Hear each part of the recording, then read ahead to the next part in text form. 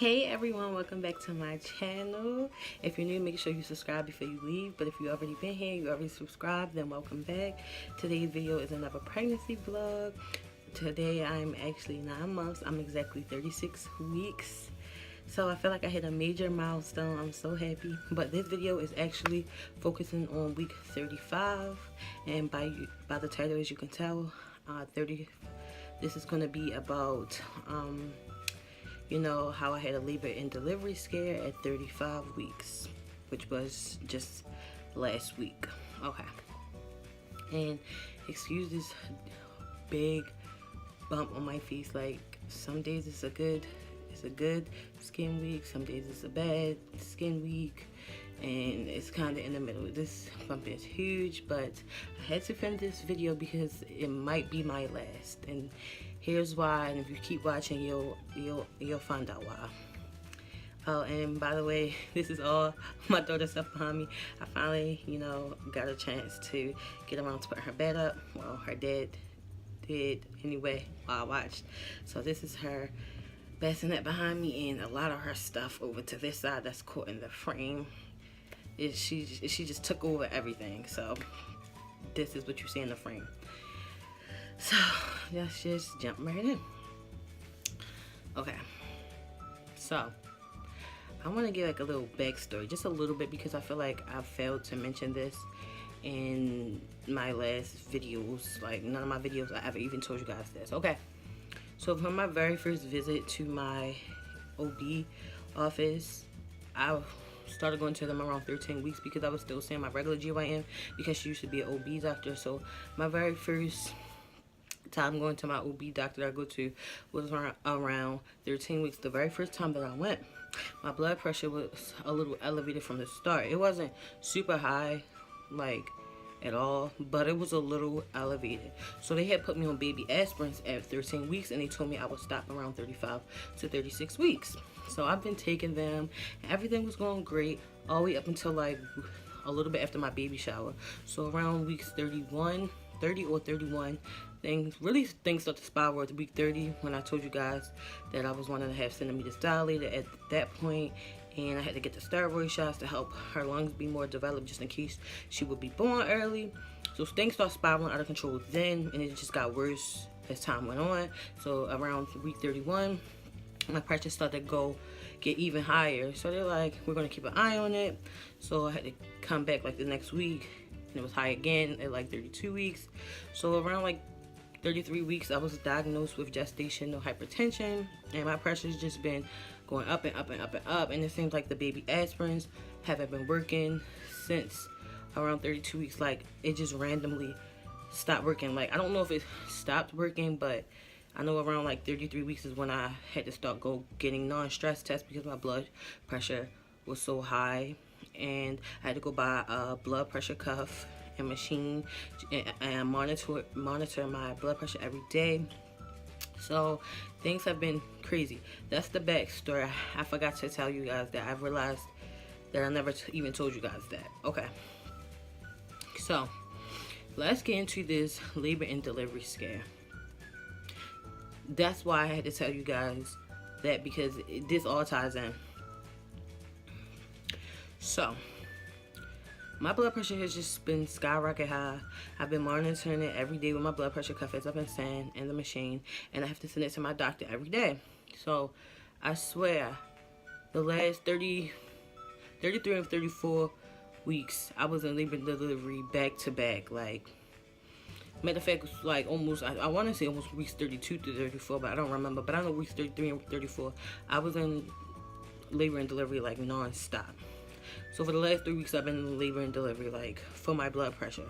So this time, I believe, okay, I want to say last Sunday or Monday night, I took my blood pressure and I sent it to my doctor, and she called me. And she was like, hey, I'm concerned about your blood pressure. If it's high like that, I want you to take it again. If it's high like that, then you need to go to labor and delivery. I'm like, well, I don't even know it's that high because I haven't eaten since this morning, and I'm not understanding. So she's like, go ahead and eat, and then take it again in like 30 minutes. So I did that, and it went down. And then I'm like, okay, cool, I have an appointment. But I'm like, so I emailed her back. I sent her my new results. And I emailed her like, I don't have an appointment till Friday, but I don't think I can really wait that long. Is it possible for me to come in tomorrow? She said, yeah. So I went in the next day, and this is where all the craziness really, really began. So I goes in the office on Monday, and I go in and they take my weight. I had to leave a urine sample, and they took my blood pressure. My blood pressure was so high that they took it again. Then they okay. She's like, after I finish everything, you're gonna have to go to labor and delivery. So I got my cervix checked, just to find out that I was 3.5 centimeters dilated. And the last time I had went and got it checked, I was only 1.5 centimeters dilated. So I jumped from 1.5 to 3.5 centimeters fast. Like, I had my cervix checked, I swear, like 2 weeks prior to that, because I was in labor and delivery. And every time I'm in labor and delivery, they check my cervix. So it I dilated really fast within a week or 2 week range. Oh my gosh, not only did I have to go because of my blood pressure, but then I have to go because my cervix was dilated more than it should be. So I'm like, oh my goodness. So me and my boyfriend head straight to labor and delivery. No, this is around like 3:30 at this point. I get the labor and delivery, they send me to the triage, and triage, they make me do everything that I always do. Leave a urine sample, get my blood drawn to make sure preeclampsia is not in the picture, to make sure I don't have preeclampsia, IVs if I'm dehydrated, the fluid, and wrap the monitor around my stomach, listen to baby's heartbeats, see if I'm having contractions and how far apart they are, and just monitoring the baby and me as well, and my blood pressure. Of course, every time I go to labor and delivery though, my blood pressure is almost perfect. I don't know if it's because I'm laying down when I go there, and when I'm home I'm usually sitting up, but my blood pressure machine is pretty accurate because I take it laying down and sitting up, and it usually matches labor and deliveries. But for some reason, every time I go to labor and delivery, my pressure is okay. I mean, it was a little elevated at one point, like a couple of them were a little elevated, but for the most part, it was okay. So I had to so I waited around about like an hour. The doctor came in, and the midwife came in, and she told me, they were going to check my cervix again, and that I had to get through the IV bag, whatever. So I don't know if I'm going in the right order. I'm just telling you guys how I remember. It probably happened the opposite way. So I finally get through like one bag, and then my actual doctor from the office comes in, because this was the midwife on call. So one of my actual OB doctors come in. She's like, I don't think you will have to stay. We want to get you at least to 37 weeks, so we need to start talking about the induction, which I already knew about because my other doctor, because they're a group, so it's a bunch of them. But the boss, she was telling me that they were gonna have to have me induced at 37 weeks anyway. Forgot to mention that, but remember that. So I already knew that induction was already on the table. So I'm like, okay. She's like, we want to at least get you to 37 weeks. So I was already 35 weeks. So I'm like, if I can just make it 2 more weeks. So she said, I don't think you'll have to stay though. You just got to get through another IV bag, and then you should probably be able to go home. So okay, I was feeling good. It's already like 4:30. So she leaves out, and the midwife on call, she comes to check my cervix, and she says I'm about 4 centimeters dilated. And I'm like, are you serious? I jumped from 3.5 to 4 in like 30 minutes. Or within like an hour. This is freaking crazy. So after I finally get through both IV bags, a different doctor or nurse or tech comes in and like, it looks like you'll be staying the night because your cervix is changing. I'm like, what? Oh my God, I'm so not prepared. At this point, it's like 5:30. So then a RN comes in, and she comes in with the wheelchair, and I'm finally going to the actual labor and delivery room. I've never been in there all this time. So they took me from triage and wheeled me down to the actual labor and delivery room. Y'all, I was so freaking scared. So we get to the room, and they hook me up back to the monitors, where it shows how many contractions I'm having, how far apart they are, the baby's heartbeat, checking on the baby, make sure the baby's okay. I had to get the IV back in my arm. I don't think I had to get blood drawn again. So I just sat in the bed and more IV fluids was going in or whatever. So my mom ended up showing up and my boyfriend mom ended up showing up. And around this time, that was like 8 o'clock, 9 o'clock. And I'm spending the night at this point. And everybody keeps saying the baby's gonna come tonight or tomorrow. Y'all, I was so freaking scared. They like, everything, like everybody was just like, yeah. And I'm over here like, I'm so not ready. And she's not even ready. But she has a good chance of surviving outside. I already had those steroid shots. In my head, I'm like, she has a good chance of survival of around 35 weeks. You know, she had those steroid shots. And 35 weeks, that's a pretty okay number. I don't really think she might have to stay in NICU for that long, even if she had to go to NICU. But I still want to at least make it to 37 weeks. But remember, you guys, I kept saying, if I could just make it to 35 weeks. And then, see, I feel like she was playing the game. Like, you said I only had to make it to 35 weeks, so here I come. I'm like, please don't come. Not yet.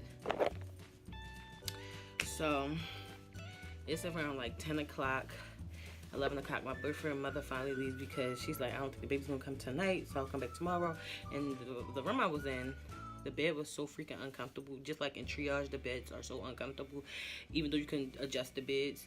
My boyfriend and my mother sitting on the couch, and it was only an extra chair in the room, but it wasn't a recliner. So, but the room was nice. It was way bigger than triage.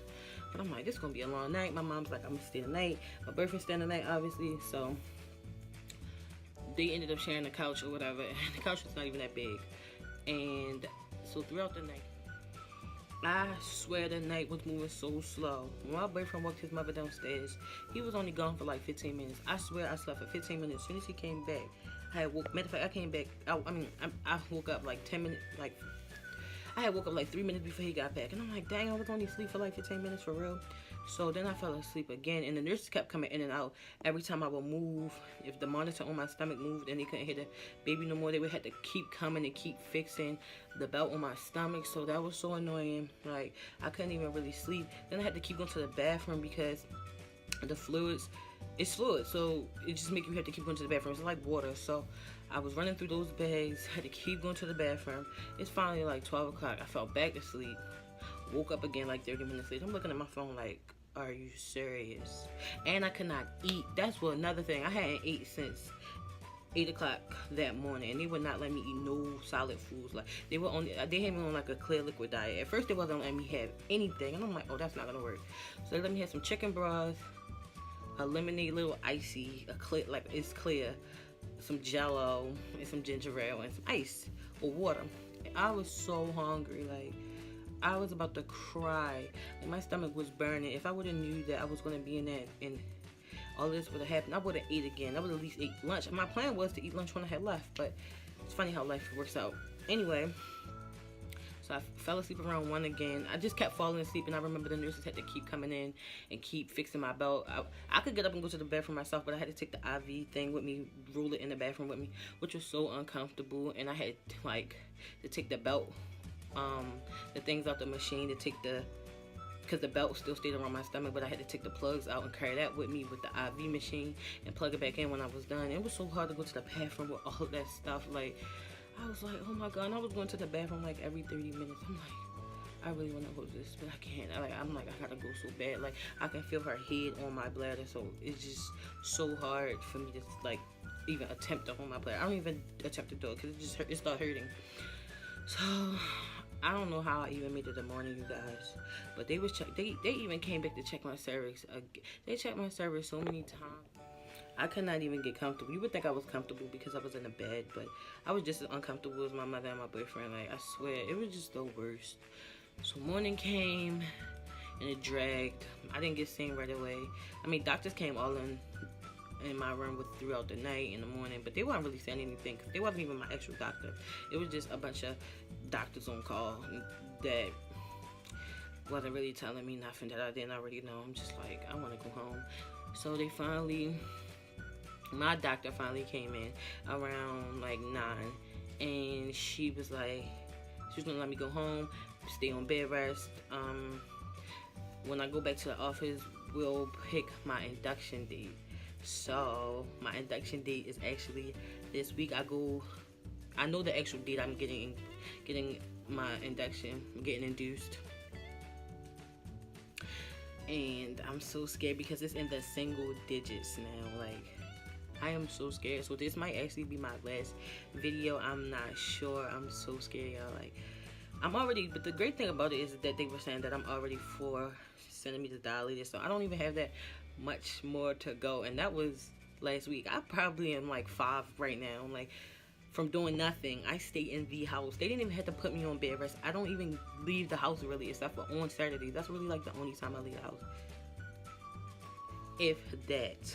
Like, my whole pregnancy, I was basically in the bed because it was just so much going on from the very beginning. Like, it was so scary. Like, they had me signing papers like telling me like if I was to deliver tonight what to expect, and I was just like, oh my god. And they had the little measuring thing up to measure how long she is, her head, and the pamper, and I was just looking around like, I'm so ready for her to come out, but I'm so scared. Like, it's really hitting me now. Like, it's finally hitting me. Like, I keep saying I can't wait till she come. I can't, and then I can't. But the actual birth, the birthing process, this is my first baby. I do not know what to expect. Also, while I was there, I almost forgot to mention, which is very important, my contractions were so close together. That was another reason that they were skeptical about letting me even go the next day. Like, my contractions were so close together and they were hurting, and I was just like, oh my god. And I can feel her like kicking me in between, but it seemed like the IV fluid, it was helping like slow them down a little bit, but at times they got closer and closer together. So that was another reason it took so long for me to even go home. I went in Monday around 3:30 and then leave to Tuesday around 10:30 a.m. So it was just a lot. I take my last and final baby aspirin today, and I'm scared my pressure's gonna go back up, and I'm gonna be back and leaving delivery by later tonight or Monday morning or Tuesday morning, and back and staying the night until I gotta get induced later this week. Like, it don't matter what I eat at this point, my blood pressure is up. Even if I haven't eaten anything all day, my pressure is up. So it's like it's beyond my control at this point. I don't even know if I might make it all the way into my induction date. Like, I really don't even know. But at least I'm 9 months and I am really close to 37 weeks. Like, at the end of the week, I'll be 37 weeks. So fingers crossed I can at least make it to my induction date. And I'm not sure if this is my last video, but I don't know. I'll try to keep you guys posted. But if I don't post something within the next week or two, then you know this was my last pregnancy vlog video, and it's been a journey, and I had so much fun filming this from the start to the end. Yeah, that's all I really have for this video. And the next time I probably see you guys, I'll probably have my baby in front of the camera like, hey, she's finally here, look. So I'll see you all next time. Don't forget to like and subscribe to my channel if you haven't already. Bye.